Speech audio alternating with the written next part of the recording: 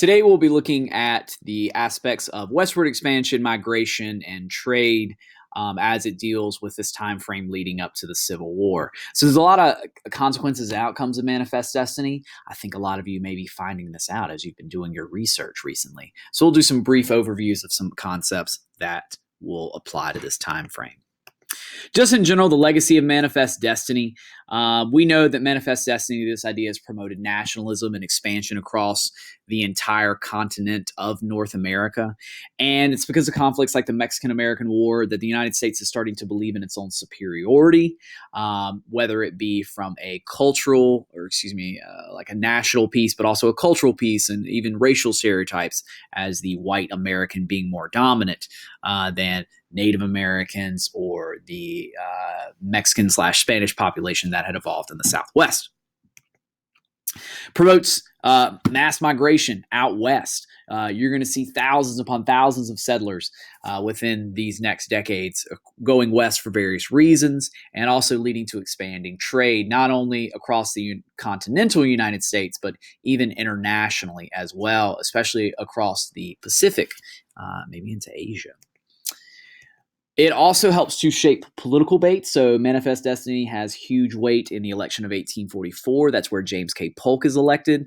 Polk runs on the platforms of acquiring California, settling the Texas disputes boundary, and of course the Oregon disputes of their boundaries as well. So that has a significant weight for James K. Polk's election, and one of the reasons why he wins.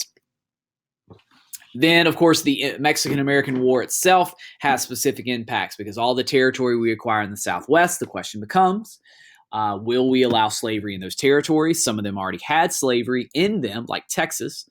It may not have been as prevalent in, say, the desert regions that weren't as agricultural, but that brings a huge question that is brought up in Congress by David Wilmot about whether or not the United States will allow slavery into those southwestern territories acquired by the Mexican-American War. That's what the Wilmot Proviso is all about.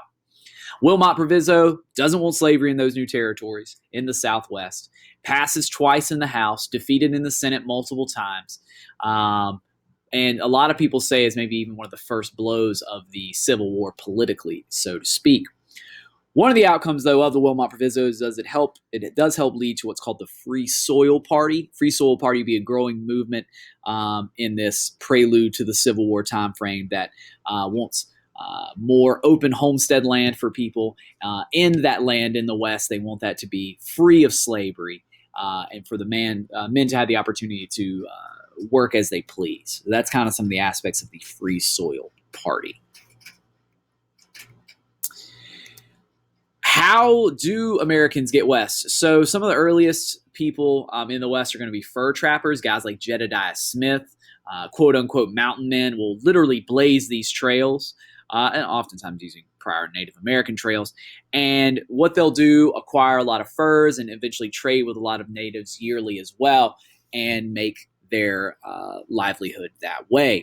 And so it's those trails that become essential for later settlers and evolve into some of the most famous trails that homesteaders would take as they headed west, which some of you may be seeing as you're doing your research. What is the lure of the frontier? Why would people settle west? There's a variety of different reasons. There might be for religious motivation because of religious persecution. It might involve making a livelihood looking for gold or silver as that becomes discovered out west. Or it might because they wanted to establish their own life and land and acquire land, which land typically in history up to this point has meant wealth.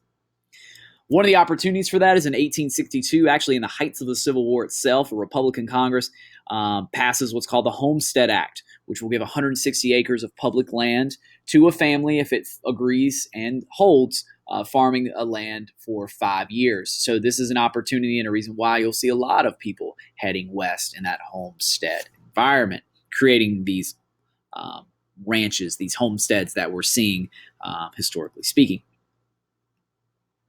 This note here is a catchphrase of that Free Soil Party: free soil, free labor, free men, like we were talking about on the previous slide.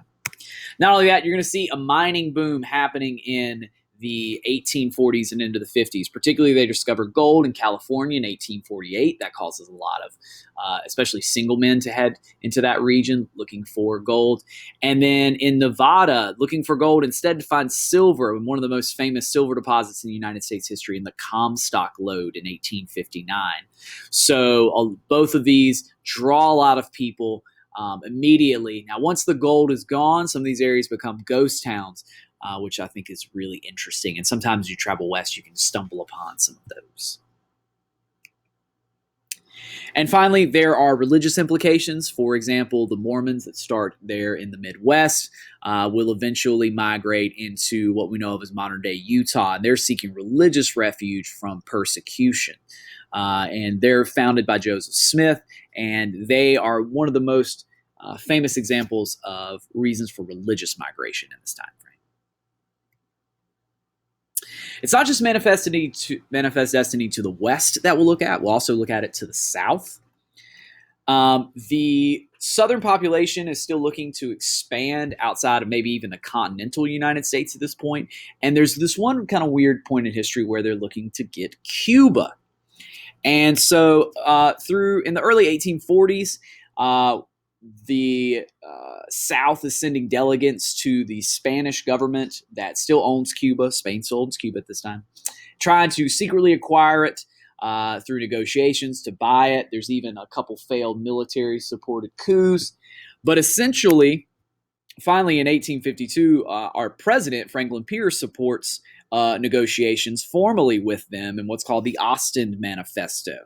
The Ostend Manifesto is actually leaked. Reporters get word of this. Originally, we're offering $120 million to the Spanish government for the rights to acquire Cuba, or we threaten to just take it by force. It's leaked to the press. That's where the Ostend Manifesto comes from. And it sparked severe outrage in the North as another pro-slavery expansion plot. And so Franklin Pierce, our president, has to cancel this offer, basically ousted. The idea is ousted once it's made into the light of day to the general public. The United States is also interested in maybe establishing a canal across Central America. In the narrowest strips of Central America, it might be possible to build a canal. We had done it with Erie Canal in the 1820s. And so that takes us to what's called the Clayton-Bulwer Treaty of 1850, where Great Britain also has interest in that area, and we agree to share a canal zone. That if we do, either country agree to establish a canal, that will jointly have rights to it, or that we won't develop it at all. Either way, we won't be undercutting the other. Within about 50 years, the United States will negotiate with Britain, have sole access to this. And then who knows, maybe we'll build our own canal across a country that we more or less create called Panama. We'll see. Finally, another weird footnote of this time frame is a man named William Walker, who leads expeditions into Baja California and actually takes over and establishes a government in the area of Nicaragua in Central America. And actually, the government that he establishes pro-slavery. The United States government gives it support early on, but eventually several Central American countries band together, and they actually oust William Walker, and he's actually executed by Honduran authorities in 1860. So just kind of a really interesting footnote of United States history, and yet again, an early instance of us trying to exert our influence in Central and South America. We'll do this a lot, especially in that Cold War era in the late 1900s. The southern population also really would like to see a railroad across, especially this new southwestern territory. There's a lot of railroads that have been developed across the Midwest, Northeast, but the South and Southwest especially didn't have any kind of growing railroad presence. And so to get the best route, we're looking at maybe having a railroad going from Texas to California. But to do that, the best territory we didn't quite own yet, which would be in southern Arizona and southern New Mexico. And so in 1854, with the Gadsden Purchase, we'll acquire this strip of land for $10 million. And that's where we have the modern day boundaries today of New Mexico and Arizona with that desire to build that southern railroad across.